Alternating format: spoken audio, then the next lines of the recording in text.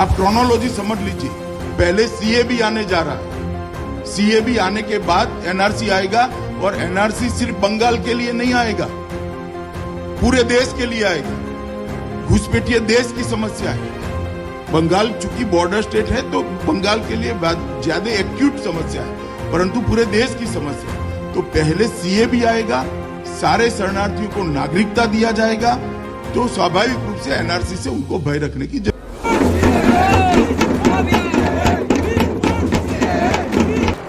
जय हिंद, मैं नाजिश फराज, आप देख रहे हैं द लोकल जर्नलिस्ट। एक खास रिपोर्ट के साथ फिर से आपके सामने हाजिर हुआ हूं। आखिर क्या है सीएए, इसकी पूरी जानकारी आपको देंगे। क्यों इसका विरोध किया जा रहा है, किस तरह ये कानून आर्टिकल 14 का उल्लंघन करता है, असम अकॉर्ड के साथ क्यों सीएए का टकराव हो रहा है, असम में ही इसका ज़्यादा असर क्यों पड़ा, कैसे वहाँ के 19 लाख लोग एनआरसी की वजह रातों रात बेघर हो गए, जिनमें लाखों हिंदू भी शामिल हैं। लेकिन ये सारी बातें जानने के लिए, समझने के लिए आपको इस रिपोर्ट को पूरा देखना होगा। दरअसल रील्स देखने की आदत ने हमें इतना जल्दबाज बना दिया है कि 30 सेकंड से ज़्यादा हम कुछ देख नहीं पाते। रियल लाइफ की सच्चाई रियल लाइफ के ज़रिए आप तक पहुंचानी मुश्किल है। रील्स के 30 सेकंड्स में आप कैसे कुछ जान पाएंगे, इसलिए थोड़ा धैर्य रखें और इस रिपोर्ट को पूरा देखें। ये मुद्दा इतना अहम है कि आपको इसे अच्छे से समझने की ज़रूरत है। सीएए को समझने के लिए हमें पहले एनपीआर, एनआरसी और असम अकॉर्ड को समझना होगा। आज की इस रिपोर्ट में पहले आपको एनपीआर और एनआरसी को समझाने की कोशिश करूंगा। बीते सोमवार यूनियन होम मिनिस्ट्री ने सूचना दी कि आज से पूरे देश भर में सिटीजन्स अमेंडमेंट एक्ट यानी नागरिकता कानून लागू किया जाएगा। ऐलान के बाद ही अलग अलग राज्यों के राजनीतिक दलों के बयान आने शुरू हो गए। दिल्ली के सीएम अरविंद केजरीवाल ने कहा, 10 साल देश पर राज करने के बाद ऐन चुनाव के पहले मोदी सरकार सीएए लेकर आई है। ऐसे वक्त में जब गरीब और मध्यम वर्ग महंगाई से कर्राह रहे हैं और बेरोजगार युवा रोजगार के लिए दर बदर की ठोकरें खा रहे हैं। बंगाल की सीएम ममता बनर्जी ने कहा, हम राज्य में सीएए लागू नहीं होने देंगे। वहीं तमिलनाडु की सरकार ने भी इसका विरोध किया है। आखिर केंद्रीय सरकार को चुनाव से पहले इसकी ज़रूरत क्यों आन पड़ी? क्या भाजपा सरकार डरी हुई है? जिस तरह उनके एक के बाद एक दांव असफल होते जा रहे हैं। केंद्रीय की भाजपा सरकार चुनाव से पहले देश में मंदिर की लहर लाना चाहती थी, लेकिन उनका ये दांव फीका पड़ गया। आखिर में केंद्रीय सरकार ने अपने आखिरी दांव सीएए के रूप में खेला है। यकीन मानिए, अगर ये लहर भी फीकी पड़ी तो इसके आखिर में बचे एनपीआर और एनआरसी लागू होने की खबर जल्द ही आपको मिलेगी। जहां एक तरफ सीएए के लागू होने के बाद से ही राजनीतिक दलों के नेताओं के बयान आने लगे हैं, वहीं दूसरी तरफ देश के कई हिस्सों में इसका जश्न भी मनाया गया। इनकी खुशी को देख के ये तो समझ आता है कि वह अब भी यही समझ रहे हैं कि देश से मुस्लिम अल्पसंख्यकों को भगा दिया जाएगा, जबकि सरकार ये कह रही है कि ये सिर्फ पड़ोसी देशों जैसे अफ़गानिस्तान, पाकिस्तान, बांग्लादेश में रह रहे भारतीय नागरिक जो कि वहाँ के मेजॉरिटी द्वारा धार्मिक उत्पीड़नता का शिकार हैं, उनको नागरिकता दी जाएगी। साझा किए हुए नियमों की जानकारी के बाद शायद इनकी खुशी कम हो गई हो, लेकिन जो इस क्रोनोलॉजी को अंदर से समझते हैं वो खुश होंगे। बताता चलूं कि सीएए कानून ये कोई नया नहीं है, लेकिन भारत सरकार ने पहली बार जब इसे पार्लियामेंट में इंट्रोड्यूस किया और इस पे वोट करवाकर पास करवाया, तब ये कैब यानी सिटीजन अमेंडमेंट बिल था। अब इसे बिल से एक्ट बना दिया गया है। अब इसके पीछे की क्रोनोलॉजी को समझते हैं। बिल अगर जन विरोधी हो या इसके खिलाफ आलोचना हो, प्रदर्शन शुरू हो जाए तो इसे रद्द करना पड़ता है या रद्द करने का प्रावधान भी है। इसलिए इसे बाद में बिल के जगह एक्ट बनाकर रखा गया ताकि किसी तरह से ये रद्द ना हो। केंद्रीय सरकार ने सिटीजन्स अमेंडमेंट एक्ट में जो नियम जारी किए हैं उसके हिसाब से 31 दिसंबर 2014 से पहले जो लोग अवैध तरह से इन पड़ोसी देशों से भारत में घुस आए हैं उनको नागरिकता दी जाएगी। लेकिन वहीं असम अकॉर्ड कहता है कि 25 मार्च 1971 के बाद से जो इन देशों से अवैध तरीके से यानी बिना दस्तावेज के आए हैं, बिना इजाज़त, बिना अनुमति के आए हैं, उन्हें पहचान कर निकाल बाहर किया जाएगा। एनपीआर की प्रक्रिया में अगर आप खड़े नहीं उतरे तब भी आपको निकाल बाहर किया जाएगा, तब आप एनआरसी के लिस्ट में नहीं आएंगे। इसके बारे में आगे बात करेंगे, लेकिन पहले बताता चलूं कि एक तस्वीर और देखने को मिली जो 2014 के बाद पाकिस्तान से अवैध तरीके से देश में घुसपैठ कर आने वाली सीमा हैदर की थी, जहां वो प्रधानमंत्री के नारे लगाते हुए और मिठाई बांटते हुए देखी गईं। क्या सीमा हैदर को भी नागरिकता दी जाएगी? आखिर सीएए है क्या? क्यों भारत में रह रहे माइनॉरिटी के लोग इस लॉ से दुखी हैं? जब आपको अपने ही देश में खुद की नागरिकता साबित करनी पड़े तो दुख तो होगा। भारत के माइनॉरिटी इस कानून से दुखी हैं, ना कि डरे हुए हैं। क्यों इसका विरोध किया जा रहा है? आखिरी बार भी जब इसकी सूचना दी गई थी पूरे देश में उथल पुथल मच गया था। आखिर तब क्यों नहीं केंद्रीय सरकार ने इन बातों को सार्वजनिक तौर पर रखा जो अब किया गया है? या इरादा तो कुछ और करना था जो असफल होता देख कुछ बदलाव इस लॉ में लाने पड़े? ये इनकी नीतियों को दर्शाता है। सत्ताधारी पार्टी ने देश के माइनॉरिटी के साथ इस कानून को लेके किसी तरह की ट्रांसपेरेंसी नहीं रखी, जिसके कारण लोगों में भय फैल गया। वैसे भय वाली बात भी है। जो पार्टी अपनी विचारधारा एक समुदाय विशेष के खिलाफ ही बनाती आ रही है, नमाज हो, 3 तलाक हो, नकाब हो, मॉब लिंचिंग हो, आज़ान हो, राम का नाम ना लेने पे अल्पसंख्यकों की हत्या हो, तो किस तरह इनके लाए नए कानून पे विश्वास किया जा सकता था? और करना भी नहीं चाहिए। जब देश का जीडीपी आसमान के बजाय ज़मीन चूम रहा था, तब 1600 करोड़ की लागत से एनआरसी को लाया गया, यानी 1600 करोड़ खर्च कर एनआरसी को अप्रूव कराया गया, कानून बनाया गया। बता दूं कि पहले सिर्फ सीएए था, फिर 2010 के दशक में एनपीआर आया और 2019 में एनआरसी। सीएए के क्रोनोलॉजी को समझने के लिए पहले एनपीआर को समझना होगा।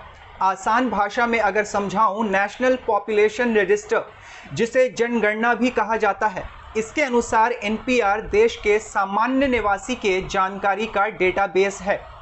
शब्दों पे ध्यान दीजिएगा, देश के सामान्य निवासियों के जानकारी का डेटाबेस है एनपीआर, नेशनल पॉपुलेशन रजिस्टर। सामान्य निवासी का मतलब ये है कि अगर कोई व्यक्ति यहाँ रह रहा है या अगले 6 महीने तक रहने की मंशा रखता हो तो उसको सामान्य निवासी कहेंगे, जिनमें सिटीजन्स भी होंगे, विदेशी भी होंगे। 6 महीने जो भी रह चुका है या फिर आगे आने वाले समय में 6 महीना रहने वाला व्यक्ति सामान्य निवासी होगा। एनपीआर यानी नेशनल पॉपुलेशन रजिस्टर सामान्य निवासी का डेटा होता है, लेकिन ये नेशनल रजिस्टर सिटीजन से बिल्कुल अलग है। 2003 में नागरिकता अधिनियम में संशोधन किया गया, यानी मॉडिफिकेशन किया गया। हमारे यहाँ एक सिटीजन अमेंडमेंट एक्ट है जिसे सिटीजन अमेंडमेंट एक्ट 1955 कहा जाता है। इसमें कई बार संशोधन किया गया है। 2003 में भी इस एक्ट को मॉडिफाई किया गया और इसमें एक सेक्शन जोड़ा गया जिसका नाम है सेक्शन 14A। सेक्शन 14A के ज़रिए केंद्रीय सरकार को एम्पावर किया गया कि नागरिकों का पंजीकरण अनिवार्य रूप से सरकार कर सकती है। एक राष्ट्रीय मतदाता पहचान पत्र जारी किया जा सकता है। 1955 नागरिकता अधिनियम में 2003 में एक धारा जोड़ा गया, 14A धारा जोड़ा गया और एनपीआर का प्रावधान उसके तहत कर दिया गया। 2003 में अमेंडमेंट हुए धारा 14A को जोड़ा गया। 2010 में पहली बार एनपीआर की प्रक्रिया हुई। 2015 को इसे अपडेट किया गया, जिसमें अभी 119 करोड़ के करीब डेटा सेव है। सरकार अभी इसे फिर अपडेट करने की तैयारी में है। 2020 में सरकार ने जनगणना नियमों का संशोधन करके, यानी अमेंडमेंट को मॉडिफाई करके इलेक्ट्रॉनिक तरीके से उन्हें दिखाने और ख़ुद से इसे अप्लाई करने की सुविधा बनाई है। एनपीआर की प्रक्रिया में माता पिता का जन्म स्थान, समय, मातृभाषा, इस तरह के सवालों की एक लंबी लिस्ट होती है। फिर रजिस्ट्रेशन किया जाता है। प्रक्रिया के दौरान अगर आप सभी सवालों के जवाब या किसी तरह के पहचान पत्र नहीं दिखा पाते हैं तो उस आधार पर आपको डाउटफुल सिटीजन माना जाएगा, आपको शक की निगाह से देखा जाएगा और उस परिवार को एक मौका दिया जाएगा कि अगर आप देश के नागरिक हैं तो इसे साबित कीजिए, वरना आपको अवैध नागरिक माना जाएगा। ध्यान रहे, अभी एनपीआर की ही बात हो रही है, सीएए पे अभी आना बाकी है। बात करें अगर असम अकॉर्ड की, तो असम हमेशा से ही एक सेंसिटिव जोन रहा है, क्योंकि बांग्लादेशी लोगों के अवैध तरीके से आने का आगमन, प्रवासियों का आगमन का सबसे बड़ा क्षेत्र है नॉर्थ ईस्ट, वो भी असम है, क्योंकि ये असम ज्योग्राफिकली बांग्लादेश से काफ़ी करीब है, तो बांग्लादेश से ज़्यादा अवैध तरीके से लोग यहाँ आते हैं। 1985 में एक समझौता हुआ जिसे असम अकॉर्ड कहा जाता है, यानी असम अकॉर्ड 1985 कहा जाता है। ये समझौता हुआ तीन पक्षों के बीच ये समझौता किया गया, भारत सरकार, असम सरकार और ऑल असम स्टूडेंट यूनियन। तब असम अकॉर्ड के नागरिकता नियम में फिर से संशोधन किया गया, धारा 6A जोड़ दिया गया। असम अकॉर्ड के मुताबिक जो लोग असम में 25 मार्च 1971 के बाद से भाग कर आए हैं उनकी पहचान होगी और उन्हें 1946 फॉरेनर्स एक्ट के तहत वापस भेज दिया जाएगा। निकाल बाहर करने के लिए जो प्रक्रिया का इस्तेमाल किया जाएगा उसका नाम होगा एनआरसी, या जो प्रक्रिया की जा रही है वो एनआरसी है, यानी नेशनल रजिस्ट्रेशन ऑफ सिटीजन्स। पहली बार एनआरसी देश में 1951 में लागू किया गया था, जो आसाम में ही लागू हुआ था। दूसरी बार 2013 में सुप्रीम कोर्ट के आदेश पे एनआरसी को फिर से अपडेट किया गया असम की हालत को नज़र में रखते हुए, और 2019 में फाइनली सरकार ने इसके आंकड़े जारी किए। आंकड़ों में चौंकाने वाली बात ये सामने आई कि 3.3 करोड़ वाले असम में 19 लाख लोग एनआरसी से बाहर हो गए। भारत सरकार ने 19 लाख लोगों को भारतीय नागरिक मानने से इनकार कर दिया, जिसमें लाखों की संख्या में हिंदू भी शामिल थे। कितनी बड़ी बात है कि रातों रात 19 लाख लोग, बूढ़े, बच्चे, महिला बिना स्टेट के हो गए, बिना घर के हो गए। सरकार की चिंता तब बढ़ी जब तरह तरह की बातें सामने आने लगी। बताया गया कि इसकी पूरी प्रक्रिया में ही खोट है। ऐसे ऐसे क्लेम आने लग गए कि एक परिवार में 8 लोग हैं जिनमें 6 को नागरिकता मिली और 2 नागरिकता से बाहर हो गए। एक परिवार ऐसा मिला कि जिसमें एक परिवार में 5 लोग थे जिनमें 4 को बाहर कर दिया गया और 1 को नागरिकता मिल गई। अब इस तरह की जो सिनेरियोज बनने शुरू हुए असम में, जिसके बाद देश के पूरे माइनॉरिटी के लोगों में एक भय फैल गया कि भाई जो लोग आर्मी में काम कर चुके हैं उनकी ही नागरिकता छीन ली जा रही है, उन्हें ही कहा जा रहा है कि आप देश के नागरिक नहीं हैं। तो जिन लोगों ने अपने कुछ दस्तावेज खो दिए होंगे उनका क्या होगा, जिसकी वजह से देश में एक भय का माहौल हो गया और इसके अगेंस्ट जमकर विरोध शुरू हो गया। और बताऊं कि विरोध कर रहे लोगों में सिर्फ माइनॉरिटी नहीं थे, बल्कि मेजॉरिटी के भी लोग शामिल थे। ऐसे हिंदू भी शामिल थे जिनका बांग्लादेश से कोई लेना देना ही नहीं था।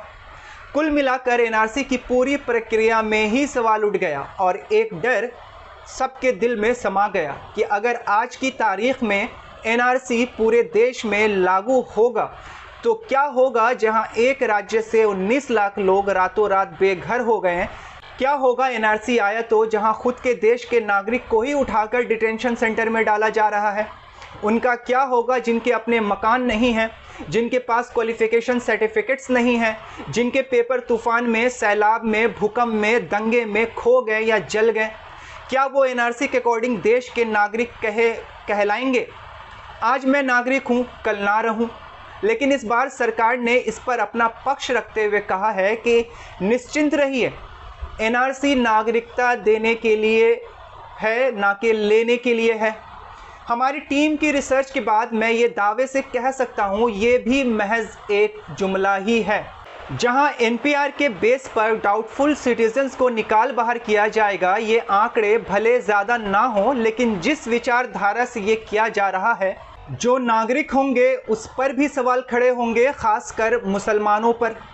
सीएए का विरोध इसके क्लॉज पर है, जिसमें कहा गया है पाकिस्तान, बांग्लादेश, अफगानिस्तान, इन 3 देशों से आए हुए हिंदू, बौद्ध, जैन, सिख, पारसी, ईसाई, मुस्लिम को छोड़कर जो 31 दिसंबर 2014 से पहले भारत आए हैं, उन्हें भारत की नागरिकता बिना किसी डॉक्यूमेंट्स के ही दे दी जाएगी।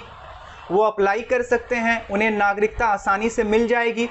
6 समुदाय हैं, लेकिन इनमें मुस्लिम नहीं हैं।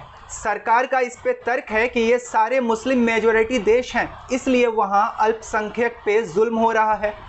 हंसी आती है इस बात पे, सरकार को ये लगता है उत्पीड़ना सिर्फ धर्म के आधार पे होता है, इसलिए सिर्फ इन 6 धर्मों के लोगों को ही नागरिकता दी जाएगी।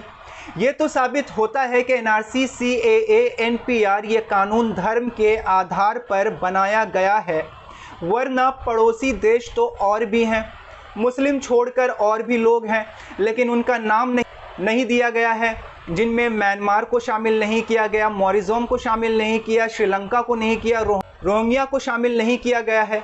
इसका साफ साफ मतलब यही होता है किसी भी देश से हिंदू आराम से यहाँ आ सकते हैं, या ये 6 धर्म के लोग यहाँ आराम से आ सकते हैं। उन्हें सिर्फ ये कहना होगा हमारे साथ धार्मिक अत्याचार हुआ है, हमारे साथ धार्मिक उत्पीड़न हुआ है, इतना उनका कहना काफ़ी होगा। लेकिन शर्त ये है कि आप मुसलमान नहीं हो, मुसलमान नहीं होने चाहिए। ये लॉ, ये कानून, ये विचारधारा एक समुदाय के खिलाफ नहीं तो और क्या है। पाकिस्तान, बांग्लादेश, अफ़गानिस्तान से आए हुए 6 कम्युनिटी के लोग, आए हुए 6 समुदाय के लोग जो 31 दिसंबर 2014 से पहले आए हैं, उनको मतदान का अधिकार 5 साल में मिल जाएगा। उन्हें 10 साल इंतज़ार करने की ज़रूरत नहीं पड़ेगी, जबकि बाकी लोगों के लिए ये 11 साल है। जो पार्टी ये क्लेम करती है बंगाल सरकार माइग्रेंट्स को पनाह देकर अपना वोट बैंक मजबूत कर रही है, साहब आप क्या करने की तैयारी में हैं? आपने बस चुनाव जीतना है, या कहीं ना कहीं इन्हें हवाओं के उल्टे दिशा में बहने का अंदाज़ा हो चुका है, तभी सारे पत्ते एक साथ फेंक दिए गए हैं। आर्टिकल 14 जो राइट टू इक्वालिटी की बात करता है, हर व्यक्ति के लिए, ना कि सिर्फ हर नागरिक के लिए। कॉन्स्टिट्यूशन में ऑल पर्सन्स लिखा है, ना कि ओनली सिटीजन्स लिखा है। इस तरह की भेदभाव क्यों? भारत का संविधान क्या इसकी इजाज़त देता है? कुछ कम्युनिटी को आप बाहर कर देंगे। उत्पीड़ित अल्पसंख्यक कौन है, इसको मेंशन नहीं किया गया है। ये पीड़ित अल्पसंख्यक की क्या कैटेगरी होगी? दूसरे ऐसे कई अलग देशों से आए हुए लोग हैं और समुदाय हैं, जिन समुदायों के अंदर भी कैटेगरी है। जैसे पाकिस्तान में अहमदिया मुसलमान हैं, म्यांमार में रोहिंग्या मुसलमान हैं, जो उत्पीड़ित अल्पसंख्यक के दायरे में आने चाहिए थे, लेकिन सरकार ने उनको शामिल नहीं किया, मुस्लिम है।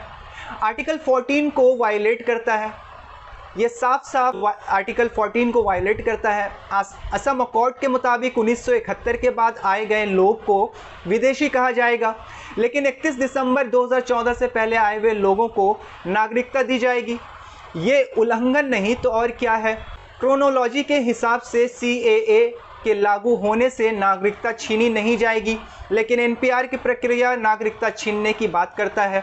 अगर ऐसा हुआ तो NRC से बाहर, यानी आपको अपने ही देश से निकाल कर दूसरे देश जाने को कहा जाएगा, या कहा जाएगा देश में रहना है तो जय श्री राम कहना होगा, वरना आप नागरिक नहीं हैं।